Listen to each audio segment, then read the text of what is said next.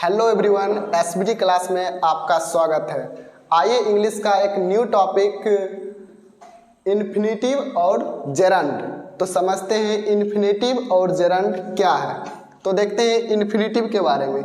तो इन्फिनेटिव को two part में डिवाइड किया गया है। तो सबसे पहला पार्ट है टू वर्ब, उसके बाद है बेयर इन्फिनेटिव। उसके बाद सबसे पहले देखते हैं इन्फिनेटिव के बारे में। तो यदि किसी वर्ब के पहले टू आते हैं, यदि किसी वर्ब के पहले टू आते हैं तो टू वर्ब इन्फिनेटिव कहलाते हैं। जैसे टू प्ले, टू राइट। और उसके बाद समझते हैं बेयर इन्फिनेटिव। तो बेयर इन्फिनेटिव ऑब्जेक्ट पार्ट में सिर्फ वर्ब का ही प्रयोग होता है, उसे बेयर इन्फिनेटिव कहते हैं। जो ऑब्जेक्ट पार्ट में जो वर्ब आएंगे उसे बेयर इन्फिनेटिव कहते हैं। उसके बाद जेरंड समझते हैं। जेरंड को वर्ब में आईएनजी लगाते हैं तो वो जेरंड कहलाते हैं। एज ए नाउन, जैसे नाउन के रूप में। यदि किसी वर्ब में आईएनजी लगा देंगे तो वह जेरंड कहलाएंगे। और इन्फिनेटिव में यदि किसी वर्ब के पहले टू लगाएंगे तो वो कहलाएंगे इन्फिनेटिव। तो सबसे पहले एग्जाम्पल समझते हैं। एक एग्जाम्पल, खेलना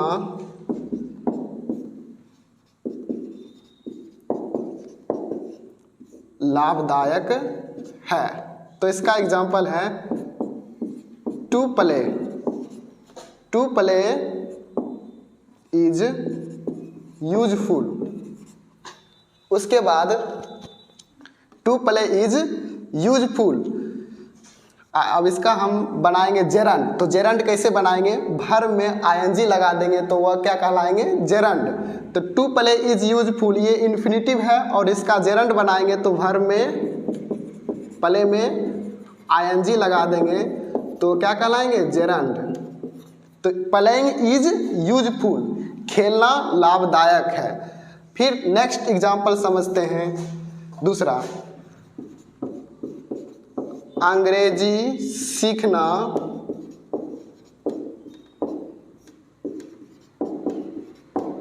आसान है। अंग्रेजी सीखना आसान है, इसका इन्फिनेटिव बनाएंगे तो सबसे पहले वर्ब के पहले टू का प्रयोग करेंगे। तो to learn English is easy.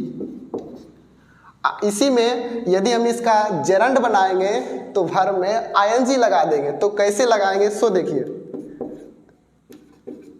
Learning English is easy. तो देखिए सिंपल है। इन्फिनेटिव और जेरंड को पकड़ने का आसान तरीका है। कैसे आप एक बार में समझ सकते हैं। देखिए वर्ब के पहले टू लगाएंगे तो इन्फिनेटिव कहलाएंगे और वर्ब में आईएनजी लगा देंगे तो क्या हो गए? जेरंड हो गए। तो फिर समझते हैं नेक्स्ट एग्जाम्पल में। नेक्स्ट एग्जाम्पल है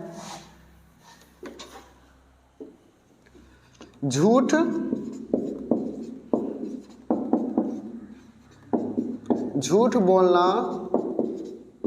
पाप है। देखिए इसका सबसे पहले इन्फिनेटिव कैसे बनाते हैं। झूठ बोलना पाप है तो to tell a lie is sin. झूठ बोलना पाप है। और इसका जेरंड बनाएंगे तो वर्ब में आईएनजी लगा देंगे और टू को हटा देंगे। तो टेलिंग ए लाई इज सिन। अब इन्फिनेटिव और जेरंड समझ गए होंगे, हमें उम्मीद है कि आप समझ गए होंगे। अब समझते हैं बेयर इन्फिनेटिव के बारे में। तो बेयर इन्फिनेटिव है किसी ऑब्जेक्ट पार्ट में वर्ब का प्रयोग होता है, उसे क्या कहते हैं? बेयर इन्फिनेटिव कहते हैं। तो बेयर इन्फिनेटिव का एग्जाम्पल समझते हैं। देखिए बेयर इन्फिनेटिव यानी किसी भी सेंटेंस में ऑब्जेक्ट पार्ट में जो वर्ब होंगे उसे क्या कहते हैं? Bear infinitive. तो एग्जाम्पल समझते हैं बेयर इन्फिनेटिव के बारे में। I can, sorry, he cannot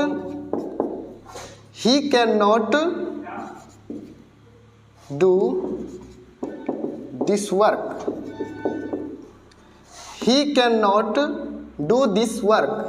वह यह काम को नहीं कर सकता है। इसका हिंदी क्या होगा? वह यह काम को नहीं कर सकता है। तो इसमें he cannot do this work, तो इसमें do कौन से आ जाएंगे? Bare infinitive. तो फिर नेक्स्ट एग्जांपल समझते हैं। नेक्स्ट एग्जांपल है he cannot help you। तो देखिए he cannot help you, वह आपको मदद नहीं कर सकते हैं। he cannot help you, इसमें देखिए हेल्प ऑब्जेक्टिव पार्ट में आ रहे हैं, तो हेल्प ऑब्जेक्टिव केस में आ रहे हैं पार्ट में, तो ये क्या हो जाएंगे? Bare infinitive. तो वह यह काम को नहीं कर सकते हैं। तो हमें उम्मीद है कि आप इन्फिनेटिव, बेयर इन्फिनेटिव, जेरंड का ऑल एग्जाम्पल समझ गए होंगे अच्छी तरह से। यदि नहीं समझेंगे तो कमेंट बॉक्स में आप कमेंट कर सकते हैं। Thanks for watching this video.